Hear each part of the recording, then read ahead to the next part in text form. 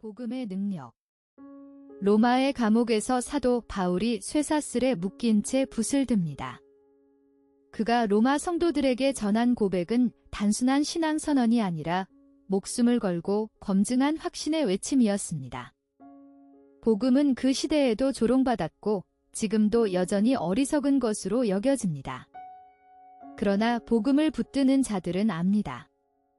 이 말씀은 감추어야 할 수치가 아니라 세상을 뒤집는 하나님의 능력임을. 오늘 우리는 7자리를 따라 부끄럽지 않은 복음에서 오늘 복음을 전할 기회까지 복음의 능력을 함께 걸어갑니다. 이 영상은 100권 영성 시리즈 시즌2의 지텐이미 그러나 아직 그룹 7번째 묵상입니다. 사도 바울은 분명히 선언했습니다. 내가 복음을 부끄러워하지 아니하노니 이 복음은 모든 믿는 자에게 구원을 주시는 하나님의 능력이 됨이라. 먼저는 유대인에게요 그리고 헬라인에게로다. 로마서 1장 16절. 주목할 점은 많은 사람이 복음을 윤리적 교훈이나 종교적 규범쯤으로 오해한다는 사실입니다. 착하게 살라는 권면, 마음을 다스리라는 충고, 이웃을 사랑하라는 도덕. 그러나 바울이 선포한 복음은 인간이 더 나은 사람이 되는 비결이 아닙니다. 복음은 죽은 자를 살리는 능력이며 죄인을 의인으로 뒤집는 하나님의 손길입니다. 철학은 생각을 바꾸고 교육은 습관을 바꾸지만 복음은 존재 자체를 새롭게 빚습니다. 오늘 우리는 7 묵상을 따라 함께 걷겠습니다. 부끄럽지 않은 복음, 하나님의 능력이 된 복음, 모든 믿는 자에게 구원을 주시는 능력, 씨앗처럼 뚫고 나오는 복음, 복음을 부끄러워한 순간들, 내 삶에 새겨진 복음의 증거, 그리고 오늘 복음을 전할 기회까지. 예수님은 친히 복음의 능력의 원천을 분명히 드러내셨습니다. 예수께서 이르시되 내가 곧 길이요 진리요 생명이니 나로 말미암지 않고는 아버지께로 올 자가 없느니라. 요한복음 14장 6절.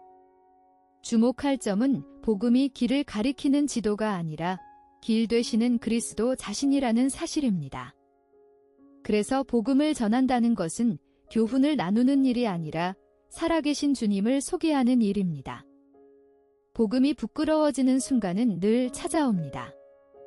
회사에서 신앙을 드러내야 할 때, 가족 앞에서 기도를 권해야 할 때, 친구가 교회를 비웃을 때, 우리는 종종 침묵합니다. 그 침묵은 믿음이 약해서라기보다 세상의 시선이 너무 크게 느껴지기 때문입니다. 그러나 사도 바울은 분명히 약속했습니다. 우리가 알거니와 하나님을 사랑하는 자 곧 그의 뜻대로 부르심을 입은 자들에게는 모든 것이 합력하여 선을 이루느니라. 로마서 8장 28절. 예수님은 또 분명히 선언하셨습니다. 하나님이 세상을 이처럼 사랑하사 독생자를 주셨으니 이는 그를 믿는 자마다 멸망하지 않고 영생을 얻게 하려 하심이라. 요한복음 3장 16절. 두 복음 간의 갈림길이 우리 앞에 놓여 있습니다. 도덕의 자리는 착하게 살라는 권면입니다. 마음을 다스리라는 충고입니다. 더 나은 사람이 되는 비결입니다. 생각과 습관만 바꿉니다. 이 자리의 끝에는 종교적 자기의가 있습니다. 능력의 자리는 다릅니다. 죽은 자를 살리는 부활입니다. 허물과 죄로 죽었던 자를 살립니다. 존재 자체를 새롭게 빚습니다. 약함 속에서 능력으로 머뭅니다. 예수님은 분명히 선언하셨습니다. 내게 이르시기를 내 은혜가 내게 족하도다 이는 내 능력이 약한 데서 온전하여짐이라 하신지라. 고린도후서 12장 9절. 주목할 점은 복음의 능력이 화려한 무대 위에서 빛나지 않는다는 사실입니다. 오히려 십자가라는 가장 초라한 자리에서 폭발합니다. 세상은 강한 자를 칭송하지만 하나님은 약한 자를 통해 당신의 능력을 드러내십니다. 사도 바울은 가시를 제거해달라 3번 간구했으나 주님의 응답은 예상 밖이었습니다. 약함이 사라져야 능력이 오는 것이 아니라 약함 가운데 능력이 머문다는 역설이었습니다. 복음은 당신을 더 강하게 만드는 프로그램이 아닙니다. 당신의 약함을 통해 하나님의 강하심이 흘러가게 하는 통로입니다. 사람은 본능적으로 자신의 힘을 신뢰합니다. 더 노력하면, 더 경건하면, 더 바르게 살면 하나님 앞에 설 수 있으리라 기대합니다. 그러나 복음은 그 모든 자기의의 사다리를 무너뜨리는 소식입니다. 복음은 인간이 하나님께로 올라가는 계단이 아니라 하나님이 인간에게 내려오신 능력입니다. 사도 바울은 분명히 선포했습니다. 그는 허물과 죄로 죽었던 너희를 살리셨도다. 에베소서 2장 1절. 주목할 점은 우리의 문제가 더 나은 사람이 되지 못하는 것이 아니라 영적으로 이미 죽어있다는 데 있다는 사실입니다. 도덕은 병든 사람에게 건강하라 명령하지만 복음은 죽은 자에게 생명을 불어넣습니다. 에스겔 골짜기의 마른 뼈들이 스스로 일어난 것이 아니라 여호와의 영이 그 위에 임하자 비로소 큰 군대로 일어섰던 것처럼 말입니다. 복음의 능력은 화려한 무대 위에서 빛나지 않습니다. 오히려 십자가라는 가장 초라한 자리에서 폭발합니다. 사도 바울은 분명히 고백했습니다. 내가 그리스도 예수 안에서 내게 능력 주시는 자 안에서 모든 것을 할 수 있느니라. 빌립보서 4장 13절. 복음이 사건이 아니라 능력이라면 우리는 과거 한 번의 결단으로 멈출 수 없습니다. 매일 아침 그 능력을 새롭게 더씹어야 합니다. 봄이 오면 작은 씨앗 하나가 단단한 흙을 뚫고 연한 싹을 내밉니다. 그 여린 생명이 어떻게 차갑고 무거운 땅을 밀어냅니까? 복음의 능력도 이와 같습니다. 인간의 완악한 마음, 켜켜이 쌓인 죄의 지층, 세상의 냉소와 저항을 뚫고 생명을 틔우는 힘이 복음 안에 있습니다.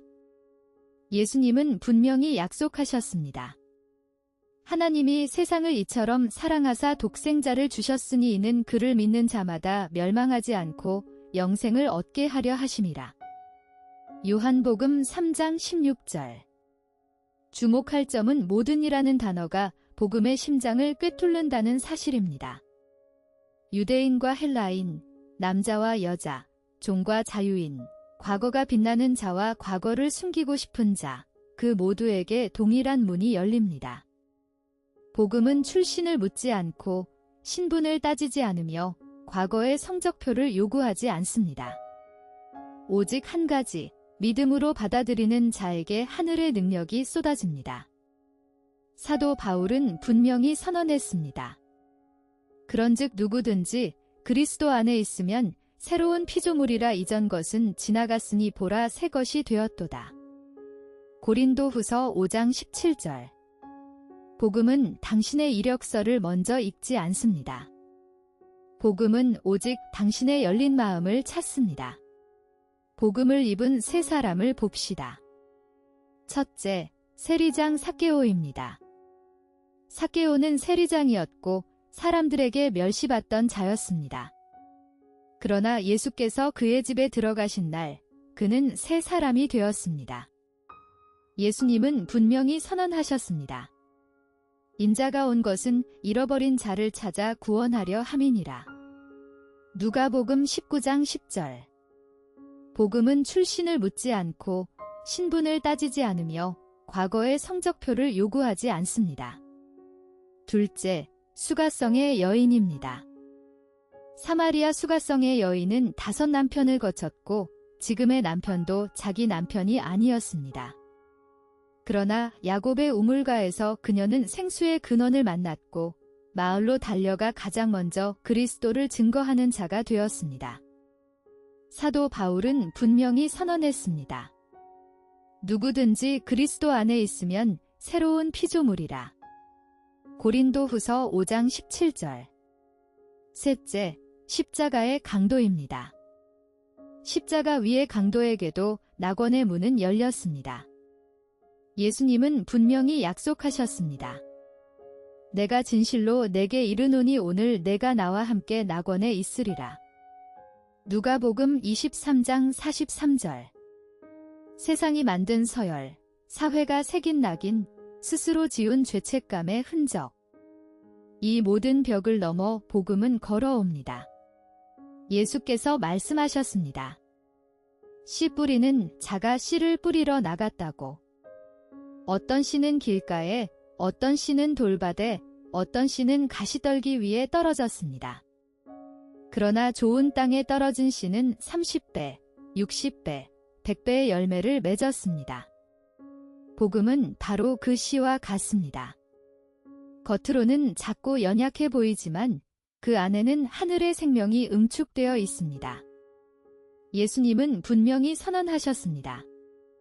내가 진실로 진실로 너희에게 이르노니 한 알의 밀이 땅에 떨어져 죽지 아니하면 한 알 그대로 있고 죽으면 많은 열매를 맺느니라.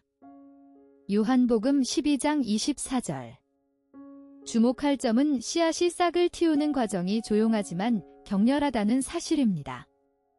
아무도 보지 않는 땅 속에서 껍질이 갈라지고 뿌리가 내려갑니다. 복음도 그렇습니다. 사람의 마음밭은 처음부터 부드럽지 않습니다. 상처와 고집, 회의와 두려움이 돌처럼 박혀 있습니다. 그러나 복음은 그 돌 틈 사이로 뿌리를 내립니다. 여호와는 분명히 약속하셨습니다.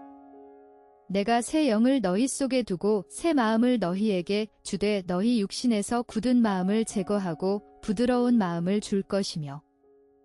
에스겔 36장 26절. 사도 바울은 또 분명히 권면했습니다.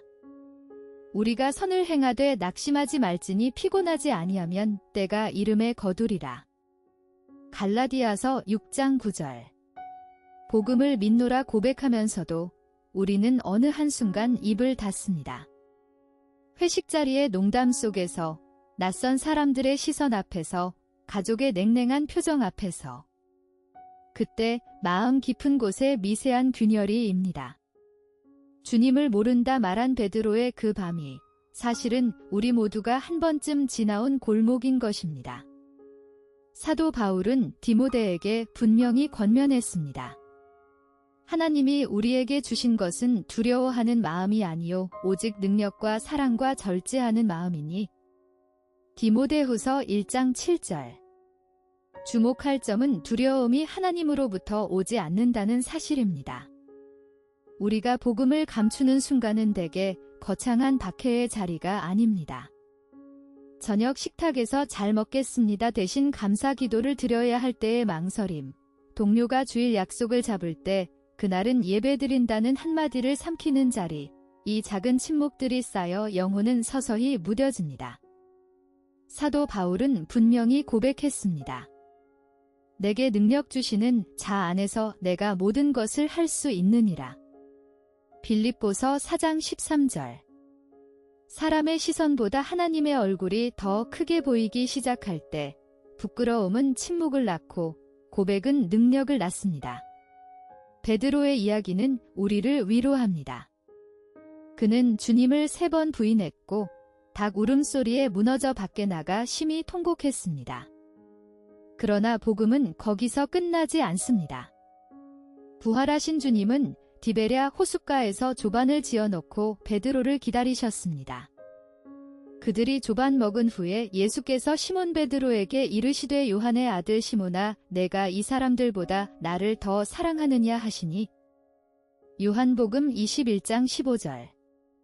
주목할 점은 3번의 부인에 3번의 물음이 응답한다는 사실입니다. 주님은 실패한 자를 쫓아내지 않으시고 오히려 그에게 양을 치는 사명을 맡기셨습니다. 회개란 돌이켜 다시 걷는 것입니다. 부끄러움의 자리에 주저앉지 않고 내 자리로 돌아서는 발걸음입니다. 오순절 다락방에서 성령 충만함을 받은 베드로가 수천 명 앞에서 담대히 예수를 증거했다는 사실은 한 번 넘어진 이도 능력의 통로가 될 수 있음을 증명합니다.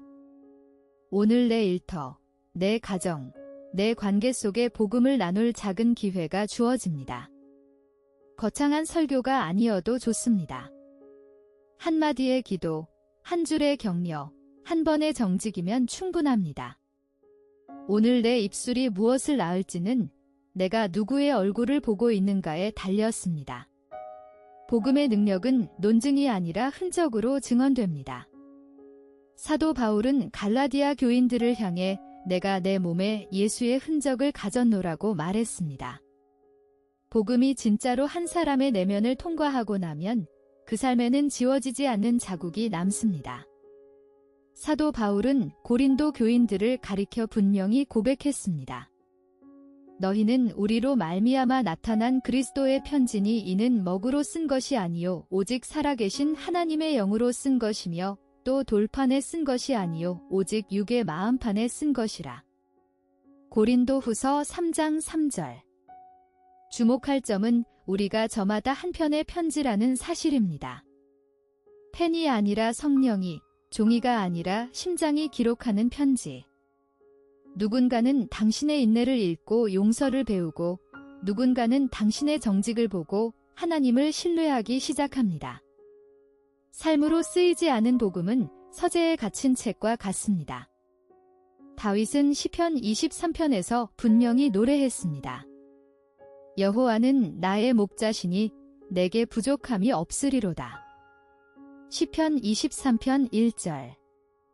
이 한 문장은 다윗이 광야에서 맹수와 싸우고 사울에게 쫓기고 자식의 배반을 견디며 몸으로 새긴 흔적이었습니다. 입술의 고백이 아니라 상처 위에 새겨진 간증이었습니다. 복음의 흔적은 거창한 데서 찾을 필요가 없습니다. 예전에는 참지 못하던 말을 이제는 삼키게 되었습니까? 예전에는 미워하던 얼굴을 이제는 기도 가운데 떠올리게 되었습니까? 예전에는 돈 앞에서 흔들렸는데 이제는 드리는 일이 기뻐집니까? 이런 작은 지점들이 바로 복음이 지나간 자리입니다. 사도 바울은 분명히 선언했습니다. 그런즉 누구든지 그리스도 안에 있으면 새로운 피조물이라 이전 것은 지나갔으니 보라 새 것이 되었도다. 고린도 후서 5장 17절. 주목할 점은 복음이 내가 말할 때가 아니라 내가 살아낼 때 비로소 타인의 귀에 들린다는 사실입니다. 사도 바울은 또 분명히 약속했습니다. 우리가 알거니와 하나님을 사랑하는 자 곧 그 뜻대로 부르심을 입은 자들에게는 모든 것이 합력하여 선을 이루느니라. 로마서 8장 28절. 지금 당신의 삶의 흉터처럼 남은 실패와 눈물도 복음의 손길 아래서는 증거로 바뀝니다. 하나님은 상처를 지우시기보다 그 상처를 통해 자신을 증언하게 하십니다.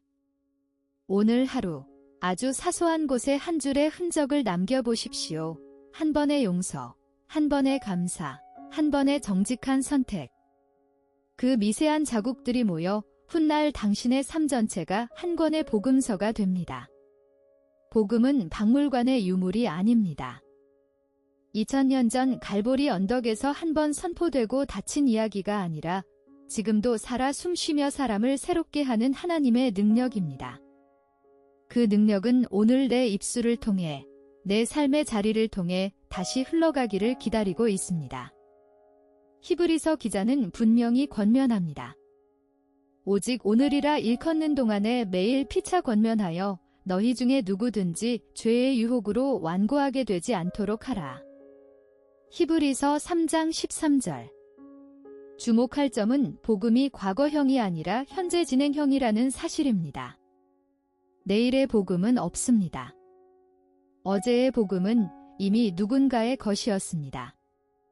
지금 내 앞에 있는 한 영혼, 지금 나와 눈을 맞추는 그 사람에게만 오늘의 복음이 열려 있습니다. 주님은 승천하시기 전 제자들에게 마지막 사명을 분명히 남기셨습니다. 오직 성령이 너희에게 임하시면 너희가 권능을 받고 예루살렘과 온 유대와 사마리아와 땅 끝까지 이르러 내 증인이 되리라. 사도행전 1장 8절. 사도 바울은 디모데에게 분명히 권면했습니다. 때를 얻든지 못 얻든지 항상 힘쓰라. 디모데후서 4장 2절. 전도는 프로젝트가 아니라 삶의 호흡입니다. 숨을 쉬듯 자연스럽게, 그러나 멈추지 않고 이 책이 한 가지 묻고자 했던 것은 분명합니다. 내 신앙이 복음을 도덕으로 들었는가, 능력으로 살았는가? 부끄럽지 않은 복음, 하나님의 능력이 된 복음, 모든 믿는 자에게 구원을 주시는 능력, 씨앗처럼 뚫고 나오는 복음, 복음을 부끄러워한 순간들, 내 삶에 새겨진 복음의 증거, 그리고 오늘 복음을 전할 기회. 7 묵상을 따라 우리가 함께 걸어온 길은 결국 한자리로 우리를 데려갑니다. 내가 복음을 부끄러워하지 아니하노니 이 복음은 모든 믿는 자에게 구원을 주시는 하나님의 능력이 됨이라. 로마서 1장 16절. 복음은 우리의 말솜씨가 아니라 우리가 살아내는 자리에서 능력을 드러냅니다. 전도는 프로젝트가 아니라 삶의 호흡입니다. 이로써 지태님이 그러나 아직의 7번째 묵상이 마무리됩니다. 다음 묵상에서는 제자도의 대가를 따라 주님을 따르는 자의 길을 함께 걷겠습니다. 오늘의 자리에 잠시 더 머물러 하나님이 오늘 보내신 한 사람의 이름을 떠올리고 그 이름을 위해 한 호흡 깊이 기도해 보시기 바랍니다. 구독과 좋아요는 다음 영상의 빛이 됩니다. 우주나 Q3 채널에서 다시 만나요.